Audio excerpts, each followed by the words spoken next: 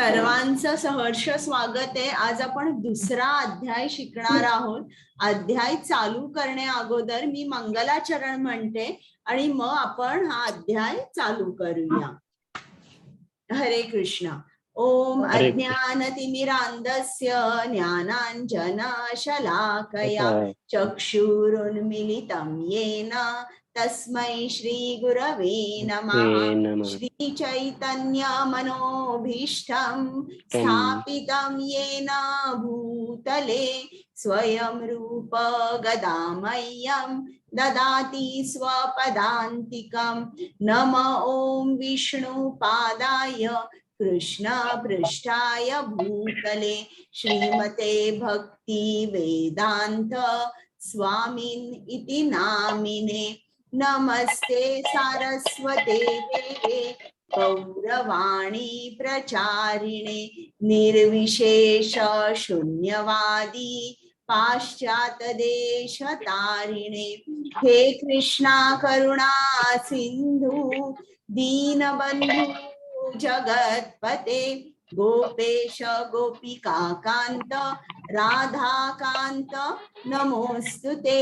तप्त कांचन गौरांगी राधे वृंदावनेश्वरी वृषभानुसुते देवी प्रणमामि हरिप्रिये। जय श्री कृष्ण चैतन्य प्रभु नित्यानंद श्री अद्वैत गदाधर श्रीवासादि गौर भक्त वृंद।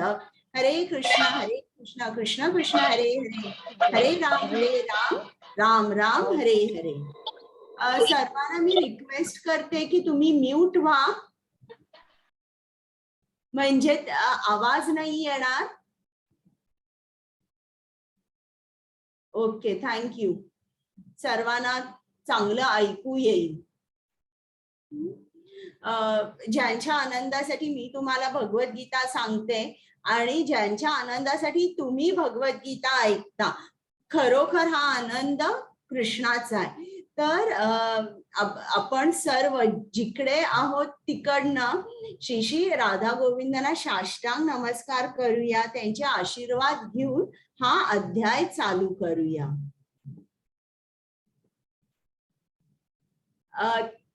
कृपामूर्ती श्रील प्रभुपाद ज्यांनी आपल्यासाठी गीता सोप्या शब्दात लिहून ठेवली आहे, त्यांनी जर गीता लिहून ठेवली नसती तर आज हा उपक्रम घडला नसता। त्यामुळे श्रील प्रभुपादांचं स्मरण करून त्यांना साष्टांग नमस्कार करूया आणि आजचं अध्ययन चालू करूया। नामानिष्ठ प्रभूजी ज्यांनी या स्लाइड्स तयार केल्या, प्रेमा माताजी ज्यांनी मला ट्रेनिंग दिलं, या दोघांनाही मी दंडवत प्रणाम करते। माझे को होस्ट ऍडमिन त्यांना सुद्धा मनापासून धन्यवाद करते आणि हा अध्याय चालू करूया। स्वाती माताजी आलेल्या आहेत का?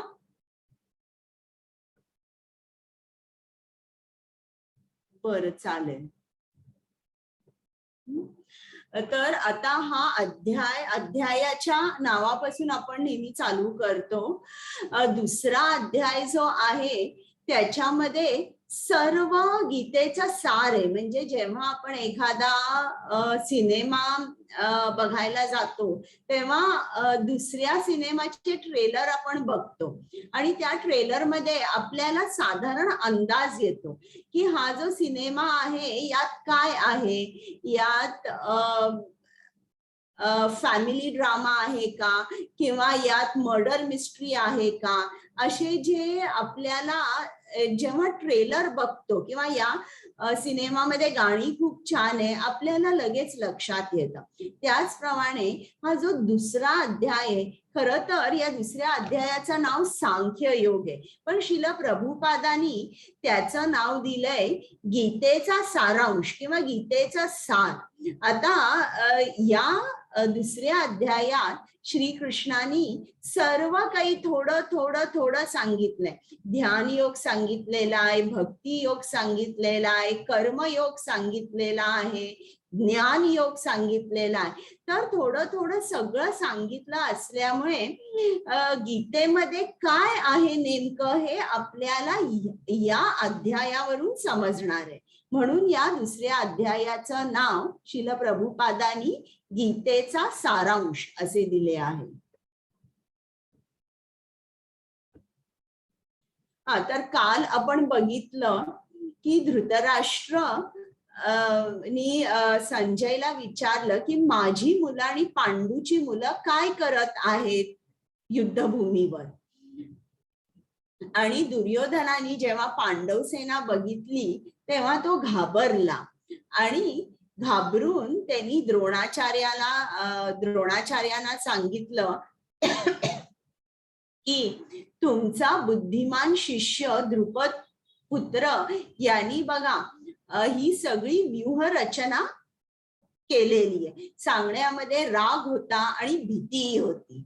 मग जेव्हा सर्व पांडवांनी शंखनाद केला तेव्हा कौरव सेना अत्यंत भयभीत झाली. अर्जुनाने कृष्णाला सांगितलं की मला कौरव सेनेचं निरीक्षण करायचंय आणि म्हणून श्री कृष्णाने अर्जुनाचा रथ अशा ठिकाणी नेला की त्याला पूर्ण कौरव सेना दिसली.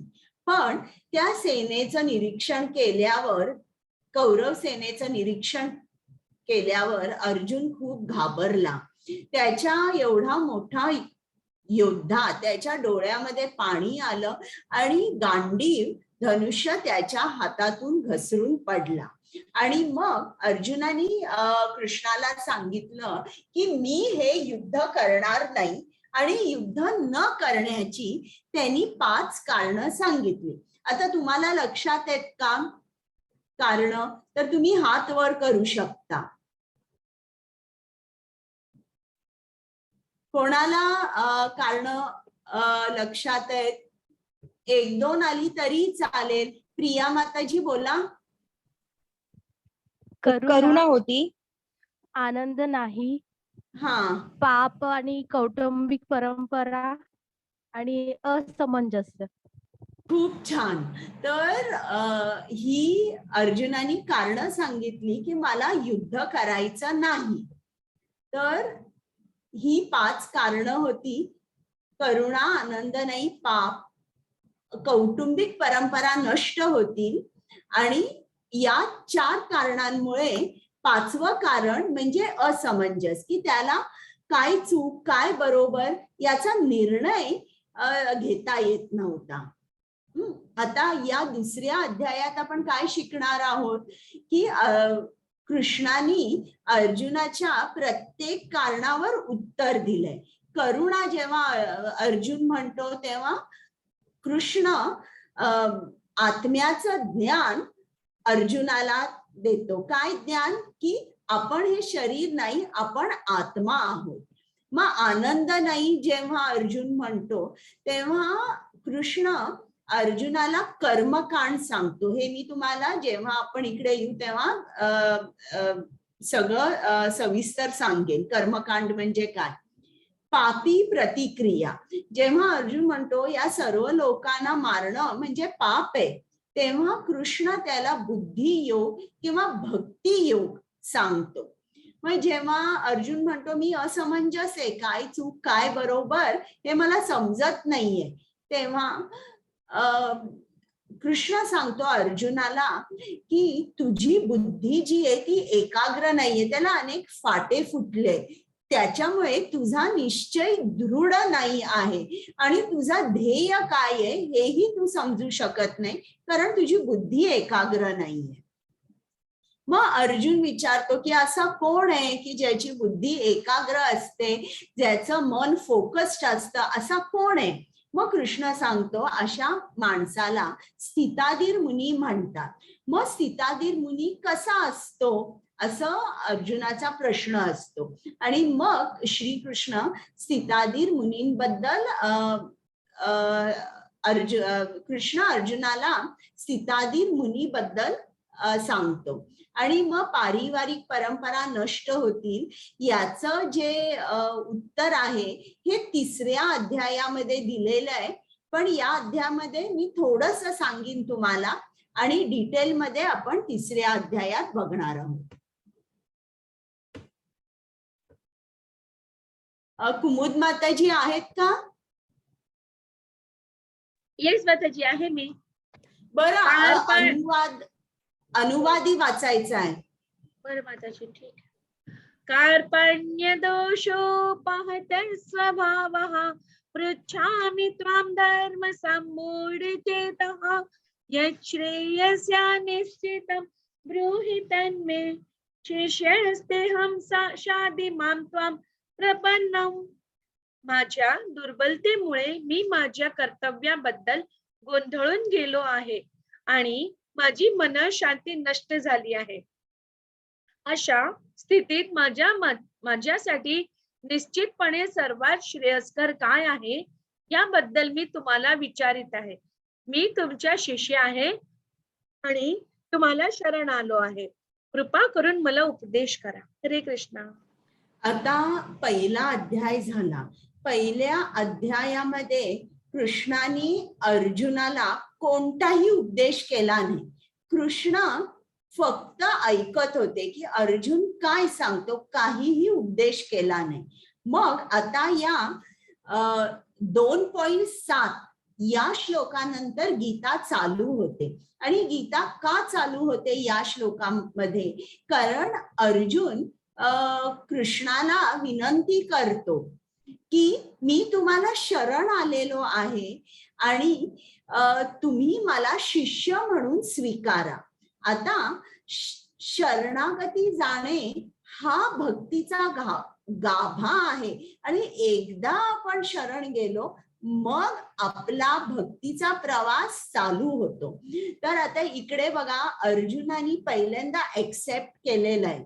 काय एक्सेप्ट केलेलं आहे की माझ्या दुर्बलतेमुळे मी माझ्या कर्तव्याबद्दल भ्रमित आहे. म्हणजे त्यांनी एक्सेप्ट केलेलं आहे की मी निर्णय घेऊ शकत नाही, माझी मनशांती नष्ट झालेली आहे. आता अर्जुन बघा, हा केवढा मोठा योद्धा होता. तिन्ही लोकांमध्ये सर्वांना अर्जुन हा श्रेष्ठ धनुर्धर आहे म्हणून माहित होता. आता एवढा हा मोठा योद्धा तरी गोंधळून जेव्हा तो गेला तेव्हा अर्जुनाने काय केलं? अर्जुनाने आपल्यापेक्षा श्रेष्ठ जे कोणी आहे त्यांच्याकडे जाऊन त्यांनी सांगितलं की तुम्ही मला उपदेश करा, मी तुम्हाला शरण आलो आहे. तर ही 2 वाक्य खूप महत्वाची आहेत की जेव्हा केव्हा आपण सुद्धा बघा, आपल्याला किती निर्णय घ्यावे लागतात या आयुष्यात की मी लग्न कोणाबरोबर करू, मी बिझनेस चालू करू की नोकरी करू, किंवा मला घर घ्यायचंय, मला फ्लॅट घ्यायचा, कुठल्या एरियामध्ये घेऊ, किती मोठा घेऊ, इकडे रिसेल व्हॅल्यू कशी आहे, काय आहे, हे सगळं आपल्याला निर्णय घ्यावे लागतात. मग निर्णय घेताना आपण खूप पुढचा विचार करत नाही. आता इकडे अर्जुनाने सांगितलंय श्रेय म्हणजे अर्जुनाने काय सांगितलंय की जे श्रेयस्कर असेल माझ्यासाठी असा तुम्ही उपदेश करा. यत् श्रेयस्यात् निश्चितं ब्रूहि तन्मे.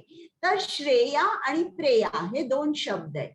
श्रेया म्हणजे काय की ते शेवटी त्याचा फायदा होतो, आणि प्रेया म्हणजे काय की तुम्हाला इमिजिएटली आत्ताच्या आत्ता फायदा होतो. आता समजा जर एक मुलगा आहे, तो रोज शाळेत जातोय, अभ्यास करतोय, तर हे जे काय तो रोज शाळेत जातोय, अभ्यास करतोय, याचा फायदा त्याला कधी होणार आहे? त्याला 15-20 वर्षांनी त्याचा फायदा दिसणार आहे. आता एखादा मुलगा म्हणाला की मला शाळेत नाही जायचं, मला आज क्रिकेट मॅच बघायची, सिनेमाला जायचंय, हॉटेलमध्ये जायचंय किंवा घरी बसून मजा करायची आहे, मग याला म्हणतात प्रेया. त्याला इमिजिएट घरी बसल्यावर आनंद मिळतो आणि लगेच तो त्या आनंदाचा अनुभव घेऊ शकतो. तर प्रेया म्हणजे काय की आपल्याला लगेच तो फायदा दिसतो. श्रेया म्हणजे काय, हा जो फायदा आपल्याला होणार आहे तो खूप काळाने दिसतो. आणि इकडे अर्जुन सांगतोय की निश्चितपणे श्रेयस्कर काय असणार आहे याबद्दल तुम्ही मला उपदेश करा. म्हणजे तो इमिजिएट त्याचा जो फायदा आहे, लगेच होणारा फायदा, याच्याबद्दल तो कृष्णाला विचारत नाहीये. श्रेया, श्रेयस्कर काय आहे हे तुम्ही मला सांगा. तर याच्यावरून आपल्यालाही असं लक्षात घेतलं पाहिजे, जेव्हा आपण कृष्णाकडे जातो, आपण सुद्धा कधीतरी संकटात असतो, क्रॉसरोड्स, की कुठे जायचं, कुठला निर्णय घ्यायचा हे आपल्याला समजत नाही. मग तेव्हा आपण अगदी कृष्णाकडे अर्जुनाने जशी प्रार्थना केली आहे तशी केली पाहिजे की निश्चित श्रेयस्कर काय असणार आहे हा निर्णय कृष्ण तुम्ही घ्या, तुम्ही माझ्यासाठी तो निर्णय घ्या. आणि जेव्हा आपण भक्त असतो, शरणागती शिवाय आपण म्हणूच शकत नाही की मी भक्त आहे. प्रभूंशी प्रांजल शरणागती हा भक्तीचा गाभा आहे. मी तुझा आहे, सर्व काही तुझे आहे, तुझ्या इच्छेनुसार सर्व घडावे, हा सर्वश्रेष्ठ शरणागती मंत्र आहे. आणि आपलं मागणं कृष्णाच्या इच्छेप्रमाणे असावं, असं नाही मला हे पाहिजे, मला हे पाहिजे, असं नाही. आपली इच्छा जी आहे ती कृष्णाला समर्पित केली पाहिजे आणि कृष्णाच्या इच्छे अनुरूप आपलं मागणं असलं पाहिजे. तर आपल्याला लक्षात येतं की आपल्याला जेव्हा केव्हा आपल्याला सुद्धा आपण संकटात असतो किंवा निर्णय घेता येत नाही, तर तेव्हा आपण एका प्रामाणिक आध्यात्मिक गुरूंकडे गेलं पाहिजे, ज्याला 360 डिग्रीची विजन आहे. आता बघा, आपली जी पर्सनॅलिटी असते त्याच्यामध्ये ती 3 भागामध्ये विभागली जाते. एक म्हणजे इंटेलिजन्स कोशंट किंवा IQ, दुसरं म्हणजे इमोशनल कोशंट किंवा EQ, आणि तिसरं म्हणजे स्पिरिच्युअल कोशंट. स्पिरिच्युअल कोशंट किंवा SQ हा सर्वात महत्वाचा आहे. बघा, जेव्हा एखादा मुलगा असेल आणि त्याला करिअर कुठलं निवडावं हे समजत नाहीये, तेव्हा तो काय करेल, तो एखाद्या अनुभवी माणसाकडे जाईल, एखाद्या प्रोफेसरकडे जाईल, शिक्षकाकडे जाईल आणि त्याला मार्गदर्शन विचारेल. पण हा सुद्धा याला जर अध्यात्माबद्दल काही माहित नसेल तर तो देखील त्या मुलाला नीट गाईड करू शकणार नाही. तो साधारणपणे या मुलाची फिजिकल पर्सनॅलिटी कशी आहे, सायकोलॉजिकल पर्सनॅलिटी कशी आहे इथपर्यंतच त्याची झेप जाईल. पण स्पिरिच्युअल किंवा जी आध्यात्मिक पर्सनॅलिटी आहे, जर तो माणूस ती ओळखूच शकला नाही तर मात्र निर्णय जास्त करून चुकीचा असेल. तर अशा तऱ्हेने जेव्हा आपण IQ, EQ आणि SQ हे तिन्ही धरून निर्णय घेतो तेव्हा तो निर्णय जो असतो तो एकदम बरोबर असतो. म्हणून पूर्वी बघा, गुरुकुल ही प्रथा होती आणि गुरुकुलामध्ये मुलं अनेक वर्ष राहायची. ते जे गुरु होते ते ऋषी होते आणि त्यांना मुलांची पूर्ण पर्सनॅलिटी IQ, EQ आणि SQ त्यांच्या बरोबरच राहिल्यामुळे त्यांना हे सगळं दिसायचं आणि ते व्यवस्थित मार्गदर्शन करायचे. आता ही प्रथा राहिलेलीच नाहीये, परंतु तरी आपल्याला लक्षात आलं पाहिजे निर्णय घेताना आपण म्हणजे 3 तऱ्हेची माणसं तुम्हाला दिसतात. एक असा असतो की जो स्वतः की मी व्हिक्टिम आहे, आपलं व्हिक्टिम कार्ड तो नेहमी दाखवत असतो. तर तो नेहमी विलापात असतो आणि सेल्फ पिटी मध्ये असतो. माझ्याशी असंच झालं, माझ्याशी कोणी बरोबर वागत नाही, अशा तऱ्हेने तो सेल्फ पिटी मध्ये असतो आणि त्याचं तो खूप विचार करतो पण काहीही ऍक्शन घेऊ शकत नाही. दुसरा माणूस जो असतो तो एकदम अविवेकी असतो. तो भावनावश किंवा आवेगपूर्ण जे काही त्याला निर्णय घ्यायचे असतील तसे निर्णय घेतो आणि हे नेमके चुकीचे ठरतात. पण एखादा माणूस असा असेल जो शांत आहे, जो विचार करेल, जो कोणीतरी अनुभवी आहे त्या क्षेत्रामध्ये, त्याला तो अप्रोच करेल, त्याच्याकडे जाऊन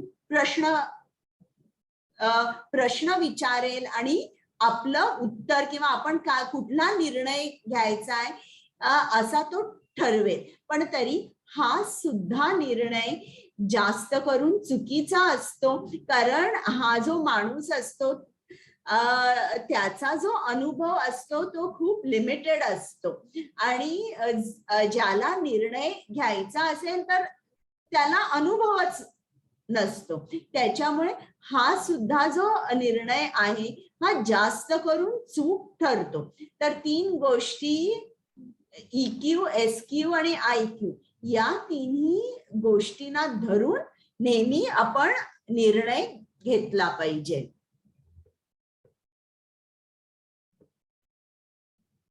आता इकडे बघा या स्लाइड मध्ये अर्जुन कसा दिसतोय, तो असा खूप मनाने खचलेला आहे, डोळ्यात त्याच्या पाणी आलेलं आहे आणि शरण गेलेला आहे तो कृष्णाला आणि सांगतोय की तुम्ही आता मला उपदेश करा, मी काय करू.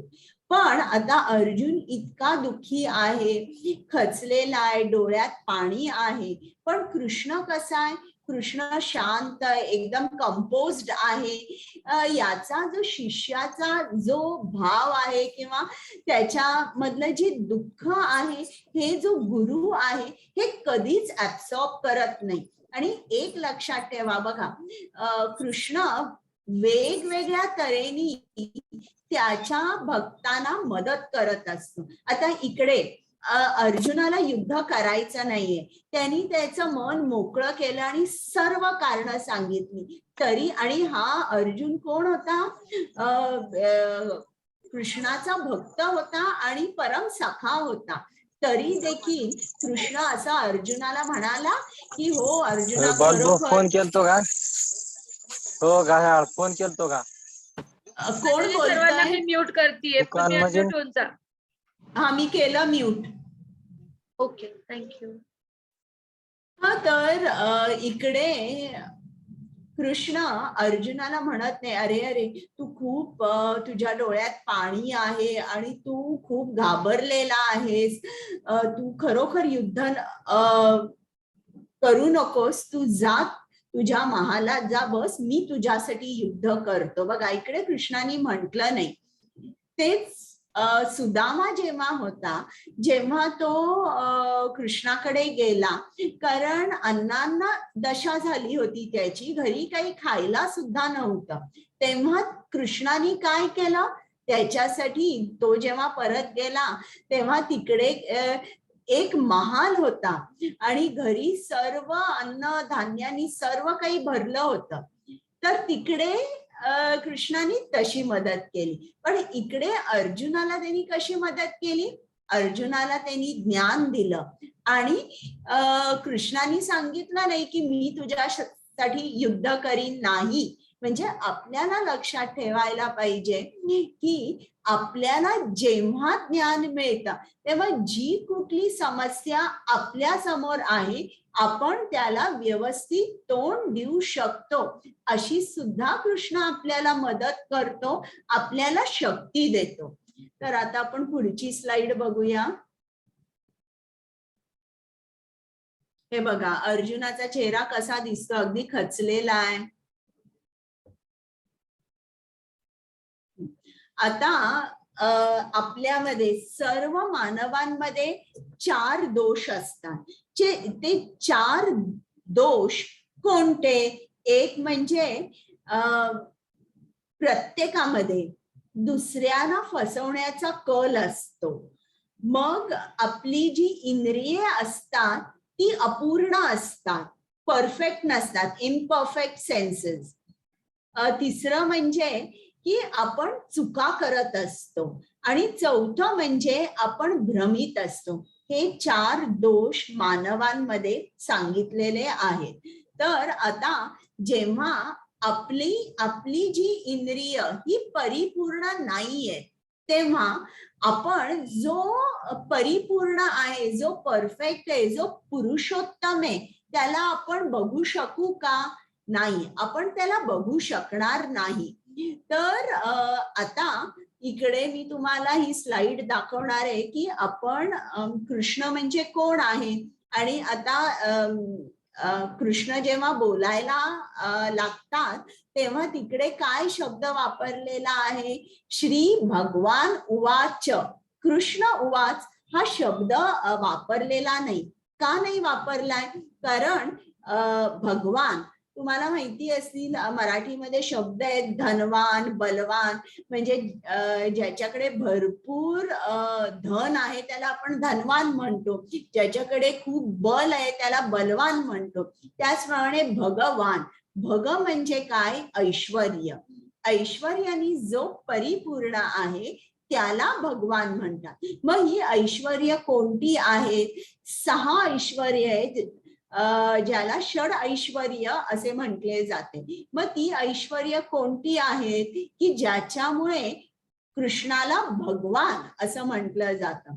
तर सौंदर्य, श्रीमंती, शक्ती, प्रसिद्धी, ज्ञान आणि संन्यास ही 6 ऐश्वर्य फक्त आणि फक्त कृष्णाकडेच आहे, म्हणून कृष्णाला भगवान म्हटलं जातं. आता तुम्ही मला सांगा की या स्लाइड मध्ये तुम्हाला काय दिसतंय? हात वर करा आणि सांगा.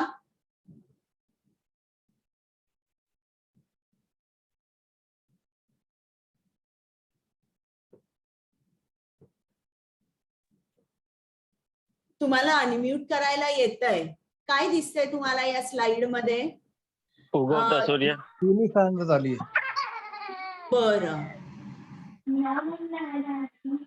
तुम्ही आता परत म्यूट करा. आता काय दिसतंय? आता समजा जर तुम्ही ड्राईव्हवेवर चाललेला आहात तर आता तुम्हाला काय दिसतंय? कोण सांगतंय? समुद्र उसळल्यासारखं आहे. बरं, किंवा क्षितिज सुद्धा आपण म्हणू शकतो. ठीक आहे, बरं. आता तुम्ही आणि जवळ आला, आता तुम्हाला काय दिसतंय? झाड दिसतंय. बरोबर, झाड दिसतंय. आता आपण आणि जवळ आलो तर आपल्याला काय दिसतंय? झाडावर पोपट आहे. बरोबर, आणि तो एक फळ खातोय. तर अशा तऱ्हेने जेव्हा जेव्हा आपण जवळ जवळ जवळ जातो तेव्हा आपल्याला जो व्ह्यू आहे तो परफेक्ट दिसतो. त्याचप्रमाणे आपण म्हणतो ना, जशी दृष्टी तशी सृष्टी. तर जशी भक्ती तशी दृष्टी. ज्याप्रमाणे आपली भक्ती असते त्याप्रमाणे आपल्याला कृष्ण दिसतो. तो कसा दिसतो? आता हे जे रूप, हे जे तुम्हाला इकडे क्षितिज दिसतंय याला आपण म्हणू शकू की हे कृष्णाचं ब्रह्म किंवा ब्रह्मन रूप आहे, जिकडे आपल्याला फक्त प्रकाश दिसतोय. काही जण म्हणतात ना की कृष्ण किंवा देव वगैरे कोणी नाहीये, देव म्हणजे प्रकाश आहे, देव म्हणजे नाद आहे, देव म्हणजे एक शक्ती आहे. म्हणजे जेव्हा ते म्हणतात देव प्रकाश आहे, तेव्हा आपल्याला आपण कृष्णापासून खूप लांब असतो आणि कृष्णाच्या भोवती जे तेजाचं वलय आहे ते आपल्याला दिसतं. त्याला ब्रह्मन किंवा ब्रह्मरूप म्हणतात. मग भक्तीमध्ये जेव्हा आपण प्रगत होतो तेव्हा मग आपल्याला काय दिसतं? आपल्याला एक आपण जरासं ड्रायवेवर चाललेलोय, जवळ आल्यावर आपल्याला झाड दिसतं. तसं प्रगत भक्ताला त्याच्या हृदयामध्ये स्थित असलेला चतुर्भुज परमात्मा या कृष्णाच्या रूपाचं दर्शन होतं. मग आणि भक्तीमध्ये प्रगत झाल्यावर पुढे गेल्यावर अगदी जवळ समोर जेव्हा आपण जातो त्या झाडाच्या, तेव्हाच आपल्याला पक्षी दिसतो. त्याचप्रमाणे जो सर्वात प्रगत भक्त आहे तो जेव्हा कृष्णाच्या अगदी जवळ जातो भक्तीने, तेव्हा त्याला कृष्णाचं श्याम सुंदर रूप दिसतं. जे चतुर्भुज रूप आहे ते त्याला दिसतं. बघा, हे कृष्णाचं ब्रह्मरूप आहे. कृष्णाच्या भोवती जे तेजाचं वलय आहे, जो प्रकाश आहे, त्याला ब्रह्म किंवा ब्रह्मन म्हणतात. आता बघा, जो योगी आपल्या हृदयामध्ये स्थित असलेला परमात्मा बघतो, चतुर्भुज रूप बघतो, तर त्याला या रूपाचा साक्षात्कार होतो. आणि त्याची प्रगती झाल्यावर समोरासमोर आल्यावर त्याला कृष्णाचं श्याम सुंदर रूप दिसतं. ज्याला 2 हात आहे, डोक्यावर मोरपीस आहे, हातात बासरी आहे. तर हे जे रूप जेव्हा आपण बघतो, ही भक्तीची अंतिम पायरी झाली. श्याम सुंदर रूपचा साक्षात्कार जेव्हा होतो तेव्हा आपण म्हणू शकतो की आता माझी जी भक्ती आहे ती परिपूर्ण आहे. कुमुद माताजी. येस माताजी. हरे कृष्णा.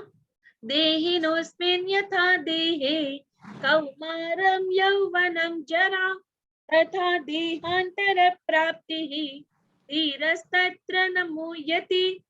ज्याप्रमाणे देहधारी आत्मा अविरतपणे या देहात बालपणापासून तारुण्यात आणि तारुण्यापासून म्हातारपणात जात असतो, त्याचप्रमाणे मृत्यूनंतर जीवात्मा दुसऱ्या देहामध्ये प्रवेश करतो.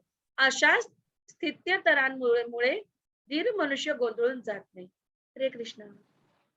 आता अर्जुनाचं कारण असतं करुणा, की हे सगळे जे उभे आहेत हे माझे आजोबा आहेत, माझे गुरु आहेत, माझे बंधू आहेत, मी यांना मारणार नाही. त्याला करुणा असते. मग इकडे कृष्ण अर्जुनाला आत्म्याचं ज्ञान देतो. प्रथम कृष्ण अर्जुनाला सांगतो की तू चुकीच्या जागी तुझी करुणा जी आहे त्याचा ऍप्लिकेशन चुकीच्या जागी करतोय. आता समजा जर एक माणूस नदीमध्ये बुडतोय आणि तुम्हाला पोहायला येते आणि या माणसाने चांगला सूट घातलेला आहे, सोन्याचं घड्याळ घातलेलं आहे, तर तुम्ही काय कराल की त्याचा सूट आणि त्याचा घड्याळ काढाल की त्याला वाचवाल? सांगा बरं मला. त्याला वाचव. का? मी असं म्हणीन तुम्हाला की तो जीव गेला तर जाऊ दे, पण घड्याळ किती किमती आहे, तरी पण मग तुम्ही ऐकाल का माझं? नाही ऐकणार. नाही ऐकणार, कारण तुम्हाला ज्ञान आहे की हा जो माणूस आहे याला आपण वाचवलं पाहिजे. घड्याळ, सूट या महत्वाच्या गोष्टी नाहीयेत. अगदी त्याचप्रमाणे कृष्ण अर्जुनाला सांगतोय, अरे या शरीरामध्ये जो आत्मा आहे त्या आत्माचं स्थलांतर एकसारखं होत असतं. एकसारखं स्थलांतर होत असल्यामुळे तू इतकी काळजी का करतोयस, इतकी करुणा का आली आहे तुला? आणि ट्रान्समायग्रेशन किंवा स्थलांतर हे आता सुद्धा आपल्या शरीरामध्ये चालू आहे. बघा, आता एक लहान बाळ असेल, 2 महिन्याचं बाळ, मग जरा मोठा झाल्यावर हा छोटा मुलगा होतो, मग तरुण होतो, मग तरुण झाल्यावर मध्यम वर्गीय मिडल एज होतो आणि मग त्याच्यानंतर वृद्ध होतो. आता जो तरुण मुलगा आहे तो परत त्या 2 महिन्याच्या बाळाच्या शरीरात येऊ शकेल का? तो येऊ शकणार नाही. का? आत्म्याचं स्थलांतर झालेलं आहे. तर हे जे स्थलांतर आहे हे सारखं चालू राहतं आणि शेवटी जेव्हा तुमचं शरीर जीर्ण होतं, वृद्ध होतं, बघा वृद्ध लोकांना कानाने ऐकू येत नाही, डोळ्यांनी दिसत नाही, चालण्यासाठी काठी लागते, दात त्यांना दुसरे डेंचर्स घालावी लागतात. तर जेव्हा एकदम जीर्ण शरीर होतं त्याप्रमाणे वस्त्र जसे आपण काढतो आणि दुसरे वस्त्र घालतो, अगदी त्याचप्रमाणे आत्मा जो आहे तो शरीर सोडतो आणि दुसऱ्या शरीरात प्रवेश करतो. आणि जो ज्ञानी माणूस आहे तो या स्थलांतराने गोंधळून जात नाही. म्हणजे पहिल्यांदा कृष्णाने सांगितलंय की तू गोंधळून जाऊ नको, हे स्थलांतर आहे आणि हे कायमच चालू राहणार आहे. बघा, इकडे यांनी स्लाइड दाखवली आहे की कसा हा आत्मा लहान बाळाच्या शरीरातून मग वृद्ध शरीरात गेल्यानंतर परत तो दुसरं शरीर दुसऱ्या शरीरामध्ये प्रवेश करतो. कुमुद माताजी. हरे कृष्णा. नैनं छिन्दन्ति शस्त्राणि नैनं दहति पावकः न चैनं क्लेदयन्त्यापः न शोषयति मारुतः. या आत्म्याचे कोणत्याही शस्त्राद्वारे तुकडे करता येत नाही, अग्नीद्वारे त्याला जाळता येत नाही, पाण्याद्वारे त्याला विझवता येत नाही, तसेच वाऱ्याने त्याला सुकविताही येत नाही. हरे कृष्ण. माताजी मला जावं पडेल आता थोडं. बरं चालेल, जा. आता इकडे कृष्णाने काय सांगितलंय, अर्जुनाला असं वाटतंय की हे युद्ध आहे आणि प्राण घातक अस्त्र शस्त्रांनी अर्जुन युद्ध करणार आहे. मग अर्जुनाला असं वाटतंय की या लोकांना मी मारणार आहे. कृष्ण काय सांगतोय की आत्मा अमर आहे, तू कुठल्याही शस्त्र अस्त्र वापर, आत्म्याचे तुकडे करता येत नाही, अग्नीने त्याला जाळता येत नाही, पाण्याने भिजवता येत नाही आणि वाऱ्याने सुकवताही येत नाही. त्याच्यामुळे कृष्ण अर्जुनाला अश्युरन्स देतोय काय की आत्म्यावर तुझ्या या प्राणघातक अस्त्रांचा काहीही त्याच्यावर परिणाम होणार नाहीये. आत्मा हा अमर आहे आणि तुझी जी दुर्बलता आहे ती का तुझ्यामध्ये ती दुर्बलता आली आहे? कारण तू एका संकल्पनेवर एकदम फिक्स्ड आहेस. कुठली? की मी हे शरीर आहे आणि मी शरीराला मारल्यानंतर हे हा जीव पूर्ण मरणार आहे, आत्माही मरणार आहे असं. तर हे जे तुझं ज्ञान आहे हे चुकीचं आहे.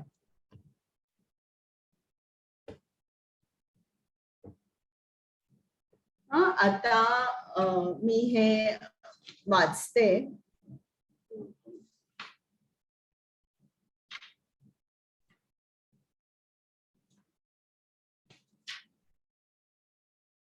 अवाच्य वादांश्च बहून् विदश्यन्ति तवाहिताः निन्दन्तस्तव सामर्थ्यं ततो दुःखतरं नु किम्. तुझे शत्रू अनेक अपमानास्पद शब्दात तुझे वर्णन करतील आणि तुझ्या योग्यतेचा उपहास करतील, याहून अधिक दुःखकर असे तुला काय आहे? आता इकडे बघा, अर्जुनाची जी सायकोलॉजिकल पर्सनॅलिटी आहे त्याच्यावर कृष्ण वार करत आहे. अर्जुन कोण आहे? क्षत्रिय आहे. आणि क्षत्रिय कसे असतात, त्यांना अपमान सहन होत नाही. म्हणून इकडे कृष्ण अर्जुनाला सांगतोय, ठीक आहे, तुला युद्ध जर करायचं नाहीये, युद्ध न करता जर तू पळून गेलास तर मग काय होईल, हे जे शत्रू आहेत तुझे, तुझ्या क्षमतेचा ते अपमान करतील. ते असं म्हणणार नाहीये की करुणेपोटी अर्जुनाने हे युद्ध केलं नाही. ते तर असं म्हणतील की अर्जुन घाबरून हे युद्ध पळून गेला. आणि जेव्हा असं म्हणतील आणि तू तर ठरवलेस युद्ध करायचं नाही, जंगलात जायचं आणि जंगलात गेल्यानंतर ध्यान करायचं किंवा जप करायचं किंवा जे काय ब्राह्मण करतात ते करायचं, पण तुझ्या मनाचं तू काय करशील, लोकांनी अपमान केलेला आहे हे विचार तुझ्या मनामध्ये एक सारखे येतील. तर अर्जुना, तू दुसऱ्यांचा विचार इतका करू नकोस आणि स्वतःला विसरू नकोस. बघा, म्हणजे कृष्ण भावना भावी जीवन म्हणजे काय आहे की आपण हरवून जात नाही, आपण आपल्या स्वशी कनेक्ट होतो. आता इकडे कृष्ण सांगतोय अर्जुनाला की तू उठ आणि युद्ध कर. म्हणजे काही लोकांना असं वाटतं की कृष्ण भावना भावी जीवन म्हणजे रिटायरमेंट प्लॅन आहे. आपण एका ठिकाणी बसायचं, जप करायचा, पुस्तकं वाचायची, अशी एक समज आहे की जी पूर्ण चुकीची आहे. आपल्याला कृष्ण इकडे अर्जुनाला सांगतोय आणि अर्जुनामार्फत आपल्याला उपदेश आहे की तुम्ही तुमचं कर्तव्य करा, तुम्ही कर्तव्यापासून पळू नका. आणि इकडे अर्जुनाला त्यांनी सांगितलंय कारण की तू जर पळून गेलास तर तुझे शत्रू तुझा अपमान करतील आणि हा अपमान तू कधीच विसरू शकणार नाही. तर तू स्वतःला विसरू नकोस, दुसऱ्यांचा इतका विचार करू नकोस. आता अर्जुनाचे तिसरे कारण की आनंद नाही. आता आपण ऐकूया, आनंद नाही तर इकडे काय सांगितलेलं आहे. हतो वा प्राप्स्यसि स्वर्ग जित्वा वा भोक्ष्यसे महिम तस्मात् उत्तिष्ठ कौन्तेय युद्धाय कृतनिश्चय. हे कौन्तेया, रणभूमीवर तू मारला जाशील आणि तुला स्वर्ग प्राप्ती होईल किंवा तू विजयश्री प्राप्त करून पृथ्वीचे साम्राज्य उपभोगशील. म्हणून दृढ निश्चय होऊन उठ आणि युद्ध कर. आता एखादा गुरु असतो तो बघा कसं सांगतो एका शिष्याला की तू जो विचार करतोय हाच मुळात चुकीचा आहे. आता इकडे कृष्ण अर्जुनाला सांगतोय की दोन गोष्टी होऊ शकशील, तू युद्ध करतोय, एक तर तू ठार मारला जाशील, तू हरशील, किंवा तू जिंकशील. आणि दोन्हीमध्येही आनंद आहे. जर तू ठार झालास या युद्धामध्ये तर तुला वीरगती प्राप्त होईल आणि तुझं डायरेक्ट प्रमोशन कुठे होईल, स्वर्गामध्ये होईल. तू स्वर्गात जाशील आणि अनेक वर्ष तिकडे सुखांचा आणि आनंदाचा उपभोग घेशील. बघा, इकडे त्यांनी स्वर्ग दाखवलाय. आणि जर तू हे युद्ध जिंकलास तर तू या पृथ्वीवर राज्य करशील, तू पृथ्वीचा सम्राट होशील. तर दोन्हीमध्ये आनंद आहे. आणि अर्जुना, तू काय सांगतोयस आनंद नाहीये? तर आता इकडे हे जे कृष्ण अर्जुनाला सांगतोय की तू युद्ध कर, तुझी ड्युटी जी आहे ती तू कर, कारण तू जरी हरलास तरी तुला स्वर्ग प्राप्त होईल आणि जिंकलास तर पृथ्वीचा राजा होशील. याला कर्मकांड म्हणतात. कर्मकांड म्हणजे काय? जेव्हा आपण एक काहीतरी रिवॉर्ड किंवा एक काहीतरी बक्षीस दाखवतो आणि त्या फळाकडे बघून जेव्हा एखादा माणूस कर्म करतो त्याला कर्मकांड म्हणतात. तर इकडे कृष्ण अर्जुनाला फळ दाखवतोय की स्वर्ग तरी तुला प्राप्त होणार आहे, नाहीतर पृथ्वीचा तू राजा होणार आहेस. तर उठ आणि युद्ध कर.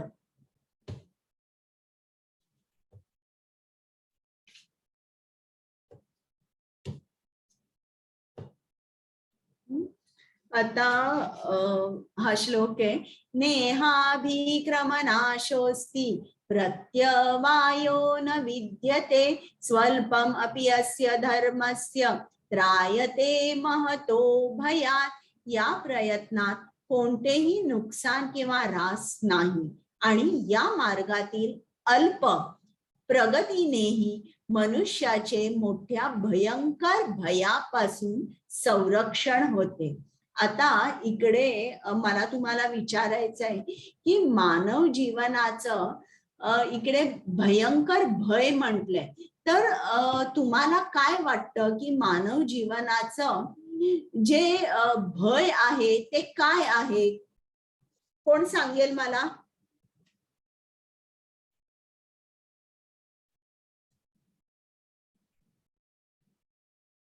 योगेश प्रभूजी बोला.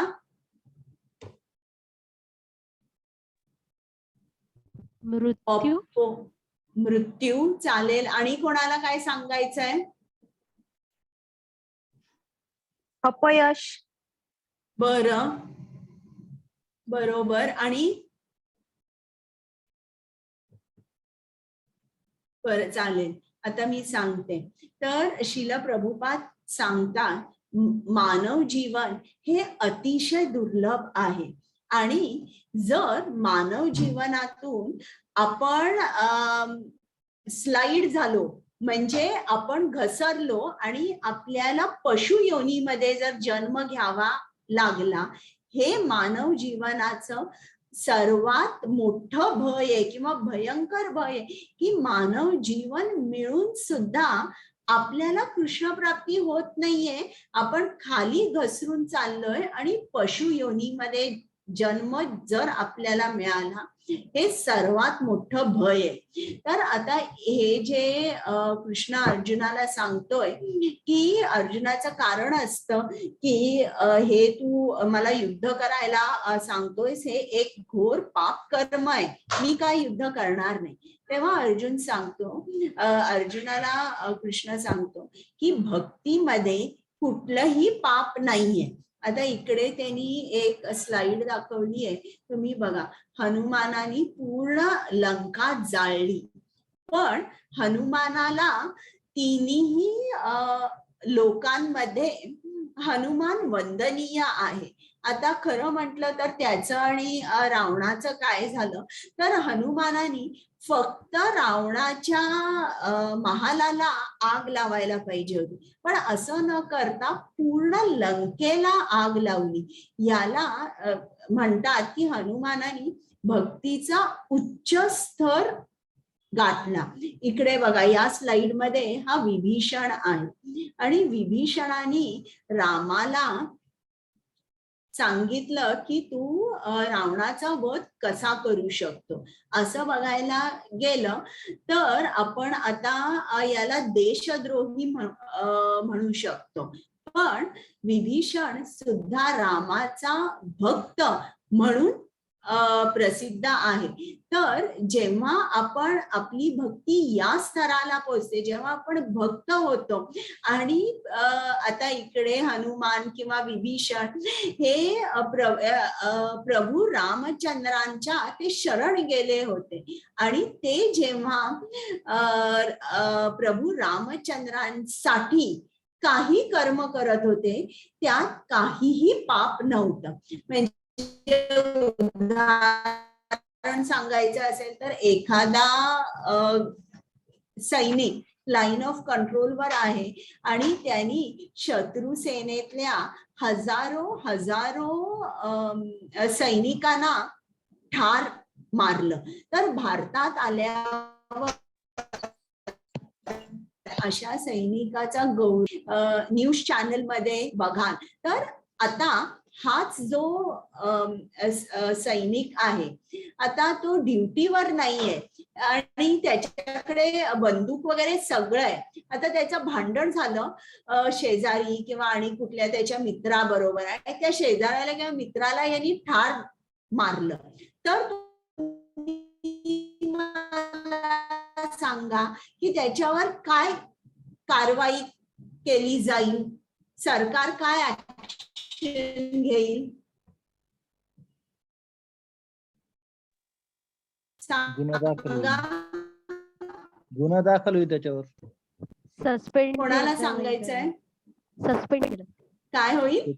त्याच्यावर गुन्हा हा दाखल करून सस्पेंड कारवाई केलं केली. जाईल किंवा किंवा त्यांनी जर त्याचा जसा गुन्हा असेल त्याला जेलमध्ये टाकतील, जसा गुन्हा असेल त्याला. आता तो ऑफ ड्युटी होता, जो काम करत होता तेव्हा 10,000 शत्रूंना मार, 1,00,000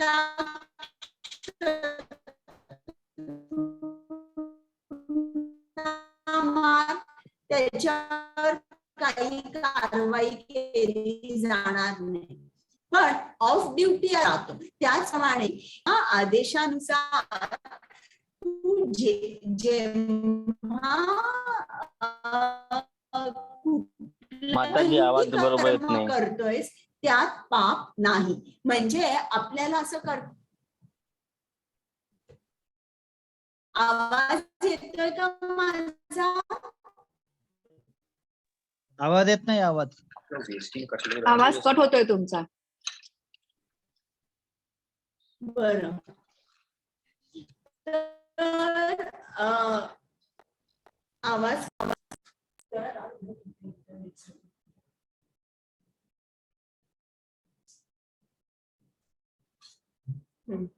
आता आवाज आहे? हो, आवाज आता येत आहे. बरं हो, बरं हो, चालेल. तर आता इकडे आपण जप करतोय, रोज मंदिरात जातोय, सेवा करतोय, म्हणजे आपण भक्ती करतोय. म्हणजे आपल्याला असं वागता येईल का, मला हा माणूस नाही आवडला, या माणसावर भांडण कर किंवा याच्यावर कुठलेही पाप कर्म कर, का आपल्याला असं करता येतं का? कारण आपण नाम घेतोय, जप करतोय. नाही, आपल्याला पाप करता येत नाही. मग काय बरोबर आहे, काय चूक आहे, याचं मार्गदर्शन आपल्याला कोण देऊ शकेल? तर गुरु, साधू आणि शास्त्र, या तीन या ज्या गोष्टी आहेत. गुरु म्हणजे आध्यात्मिक गुरु, साधू म्हणजे जे प्रगत भक्त आहेत ते, आणि शास्त्र म्हणजे भगवद्गीता, उपनिषद. याच्यामध्ये प्रत्येकाने जर सांगितलं हो हो हो तरच आपल्याला ती गोष्ट करता येते. आपल्या मनाप्रमाणे आपल्याला काही करता येत नाही.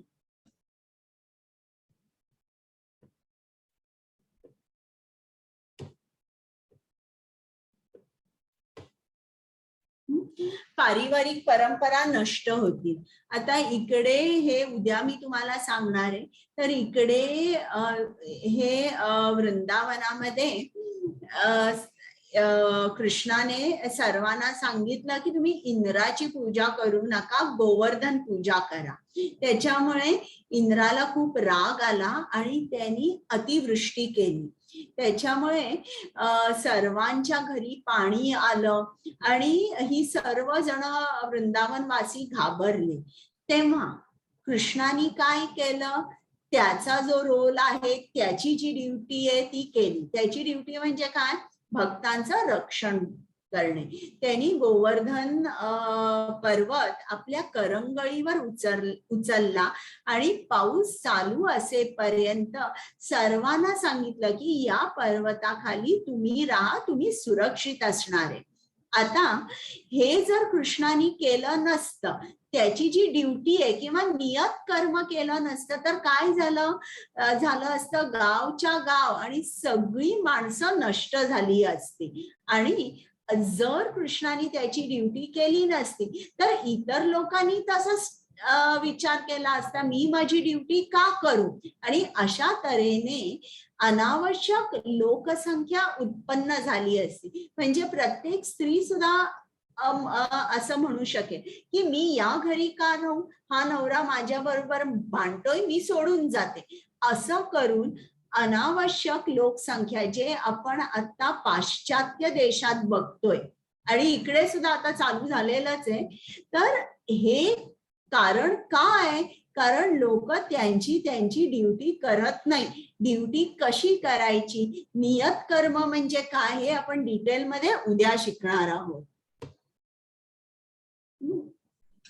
अव्यवसायात्मिका बुद्धी एके हे कुरु नंदन बहुशाखा हि अनंताश्च बुद्धयो अव्यवसायिनाम.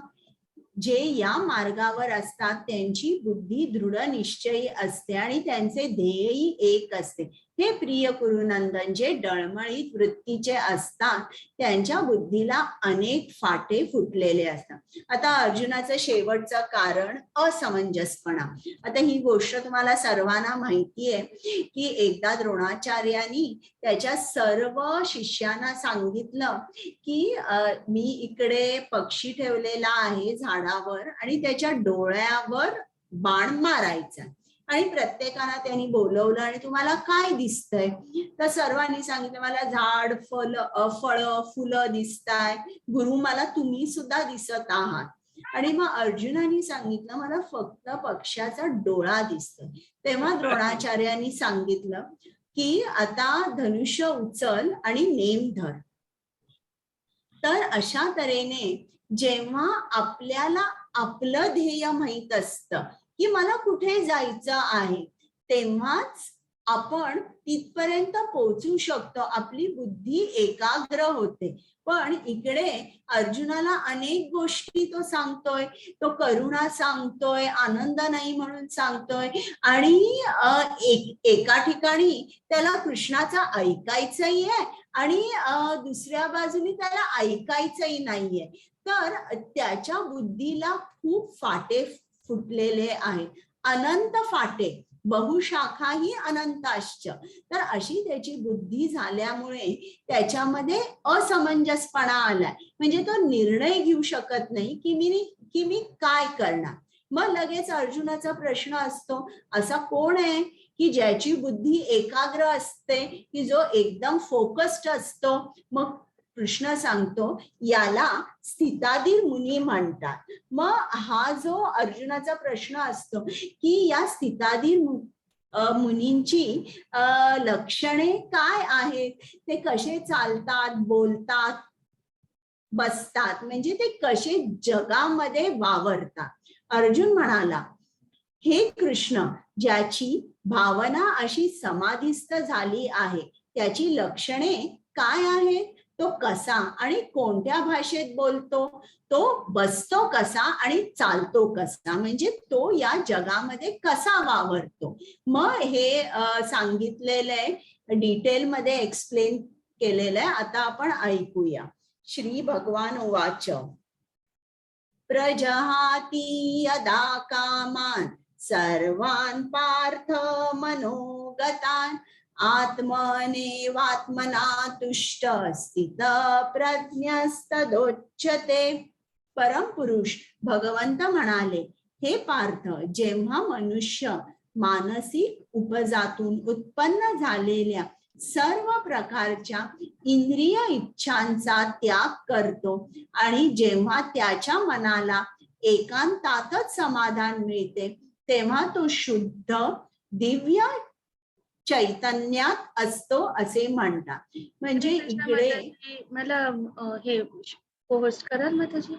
बरं, तर इकडे आता कृष्ण स्थिताधीर मुनींबद्दल सांगतोय. म्हणजे थोडक्यात काय आहे, स्थिताधीर मुनी जो आहे त्याला आत्म्याचं ज्ञान असतं.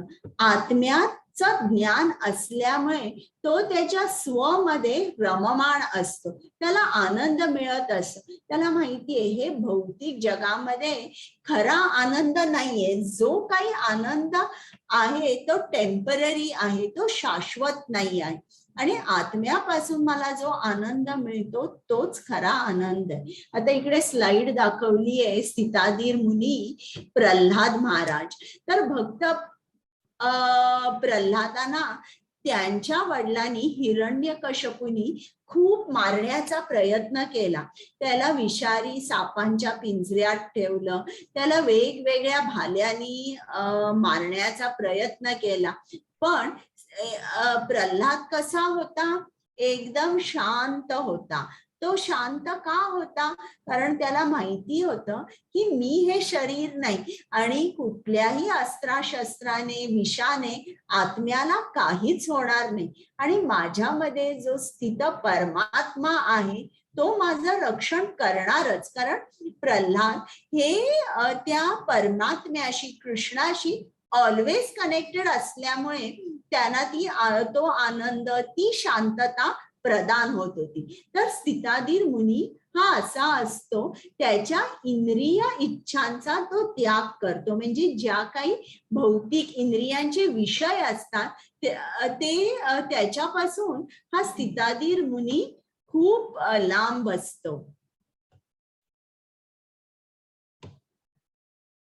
आता हे आणि एक स्थिताधीर मुनी, श्रील प्रभुपाद बघा, ते अमेरिकेला गेले, तिकडे जाताना त्यांना 2 हार्ट अटॅक्स आले, तरी ते पाठी फिरले नाही. तिकडे सुद्धा ते अशा लोकांमध्ये राहिले, हिप्पी, जे ड्रग ऍडिक्ट्स होते, दारू घेत होते, स्मोकिंग करत होते. आणि त्यांच्या पुस्तकात त्यांनी लिहिलंय, सकाळी ते जायचे बाहेर तेव्हा फुटपाथवर उघडे नागडे हे हिप्पी लोक झोपलेले असायचे. तर अशा लोकांमध्ये राहून सुद्धा ते कसे राहिले? ते एकदम शांत होते. त्यांच्या गुरुनी जे त्यांना कार्य सांगितलं होतं ते कार्य मला करायचंय, हा त्यांचा निर्धार होता. कुमुद माताजी. हरे कृष्णा. दुःखेष्वनोद्विग्नमनाः सुखेषु विगतस्पृहः वीतराग भयक्रोधः स्थितधीर्मुनिरुच्यते.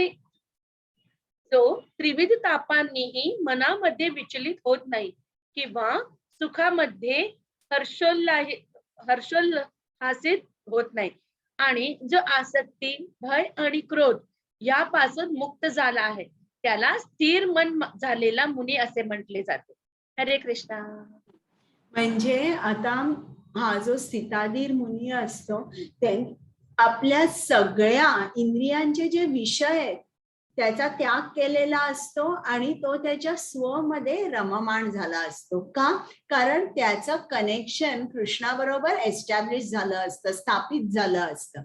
त्याच्यामुळे त्याचं मन, जेव्हा मन आपलं इंद्रियांमध्ये गुंतलेलं असतं, आपल्या सेन्सेस मध्ये, तेव्हा मात्र मन सदैव अस्थिर असतं. पण जेव्हा ते परमात्म्यामध्ये गुंतलेलं असतं, कृष्णामध्ये गुंतून राहिलेलं असतं, तेव्हा मात्र हे मन स्थिर होतं. म्हणून याला स्थिताधीर म्हणतात. आता आपण ऐकूया पुढे की हा जो स्थिताधीर मुनी असतो तो जेव्हा इंद्रियांचे विषय त्याला दिसतात तेव्हा तो काय करतो? जसं कासव आपलं एखादा सिंह त्याच्या समोर आला किंवा त्याचा प्राण धोक्यात असेल तेव्हा आपले अवयव ते आत खेचून घेतं, अगदी त्याच प्रमाणे हा जो स्थिताधीर मुनी असतो हा आपल्या इंद्रियांना आतमध्ये ओढून घेतो किंवा तो त्याचा इंद्रियांवर संयम असतो, खूप कंट्रोल असतो, इंद्रियांना तो वश करतो. त्याच्यामुळे त्याची जी इंद्रिय कंट्रोल्ड असल्यामुळे ती विषयांकडे धावत नाही. कुमुद माताजी. हरे कृष्णा.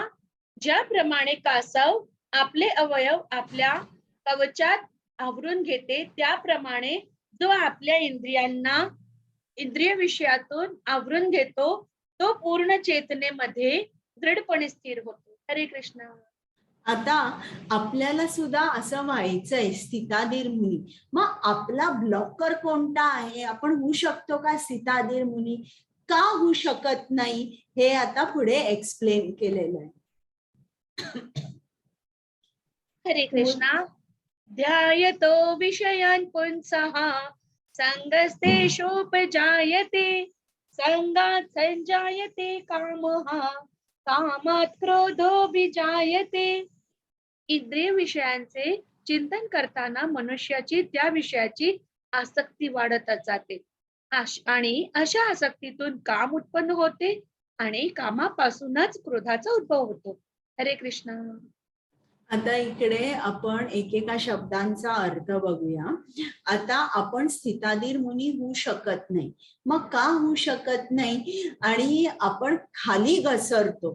तर याचं सायंटिफिक एक्सप्लेनेशन इकडे कृष्णाने दिलंय आणि ते एक्सप्लेन करण्यासाठी, ते समजून सांगण्यासाठी ही एक स्लाइड आहे बघा.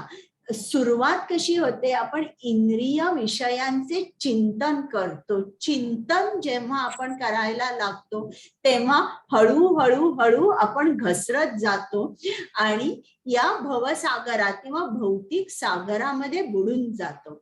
आता इकडे त्यांनी एक उदाहरण दाखवलंय. एक मुलगा, एक मुलगी आहे.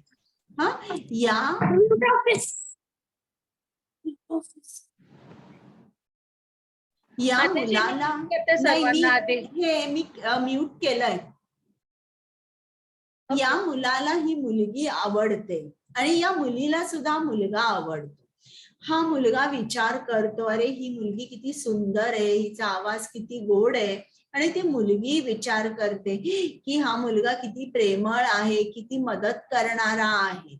मग जेव्हा इंद्रिय विषयांचे चिंतन एखादा मनुष्य करतो तेव्हा त्याला आसक्ती निर्माण होते. आसक्ती. मग आता या मुलाला आणि मुलीला असं वाटतं की आपण काही काळ एकत्र घालवावा. मग ते रोज एकमेकांना भेटतात, काही काळ एकमेकांबरोबर घालवतात. अशा आसक्तीतून काय उत्पन्न होतं? काम. काम म्हणजे काय? आत्म इंद्रिय तृप्ती, वांछा तारो नाम काम. आणि प्रेम म्हणजे काय? कृष्ण इंद्रिय तृप्ती, वांछा तारो नाम प्रेम. म्हणजे जेव्हा आपण स्वतःच्या इंद्रियांची तृप्ती करतो त्याला काम म्हणतात, पण कृष्णाच्या इंद्रियांची तृप्ती करतो त्याला प्रेम म्हणतात. मग आता आसक्ती वाढल्यावर काम उत्पन्न होतं. आता हे जे रोज भेटत होते, आता त्यांचं लग्न होतं. लग्न झाल्यावर काय होतं?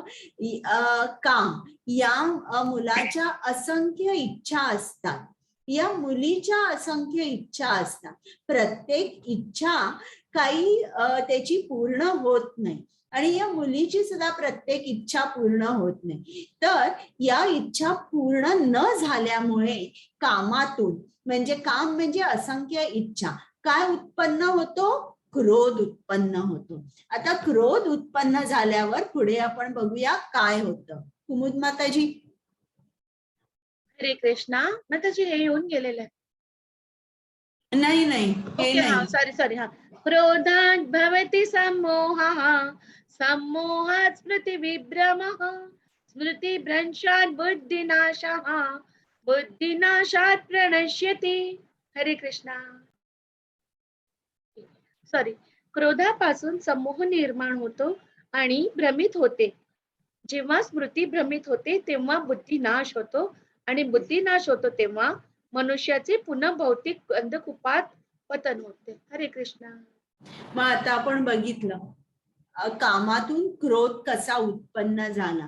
आता क्रोध उत्पन्न झाल्यानंतर काय होतो की माणूस भ्रमित होतो, तो गोंधळून जातो आणि अशा गोंधळलेल्या अवस्थेमध्ये त्याच्या बुद्धीचा नाश होतो. आणि या अवस्थेमध्ये जेव्हा भ्रमित होतो, त्याची स्मृती भ्रमित होते, बुद्धीचा नाश होतो, तेव्हा काय होतं?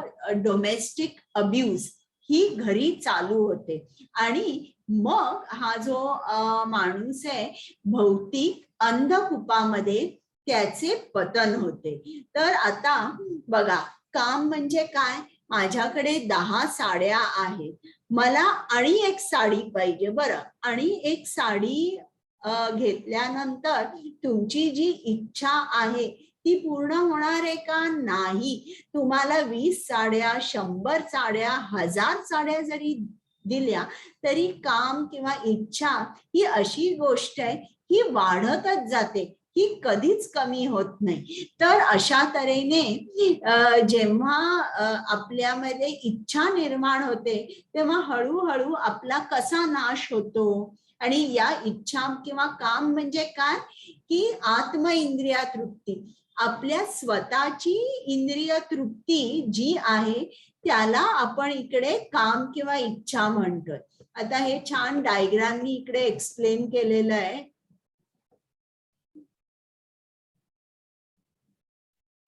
हे बघा, इंद्रिय वस्तू जे चिंतन करतो, एकसारखं चिंतन करायला लागल्यावर आसक्ती निर्माण होते. आसक्ती निर्माण झाल्यानंतर इच्छा किंवा काम किंवा वासना, या वासना पूर्ण होत नाही, मग क्रोध होतो. क्रोधामुळे माणूस कसा होतो, भ्रमित होतो. मग भ्रमित झाल्यामुळे त्याच्या स्मृतीचा नाश होतो, मग बुद्धीचा नाश होतो आणि मग त्याचं पतन होतं. हरे कृष्ण. कुमुद माताजी.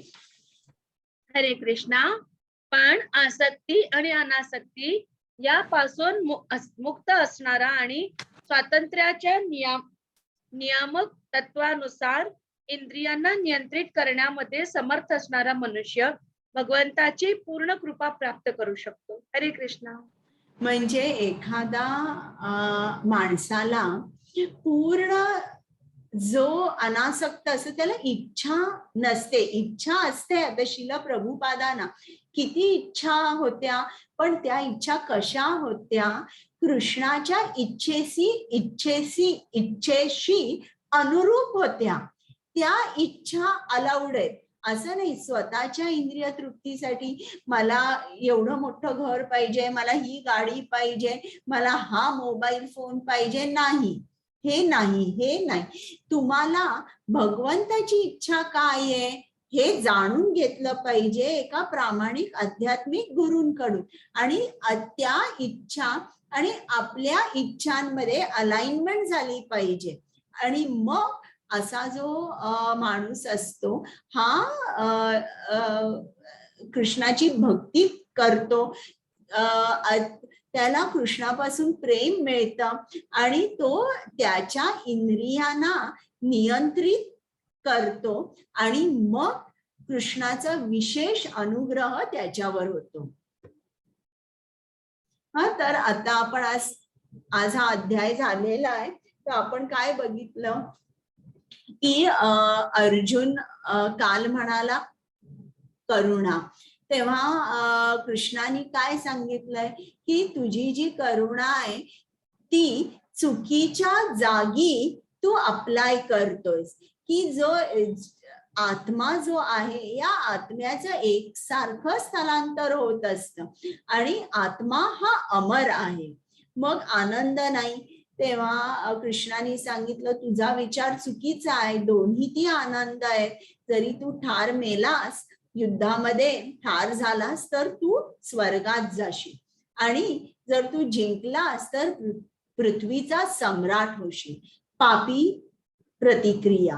कृष्णाने सांगितलं की माझा आदेश जेव्हा तू पाळतोयस हा बुद्धी योग किंवा भक्ती योग झाला आणि भक्ती योगामध्ये पाप नाही.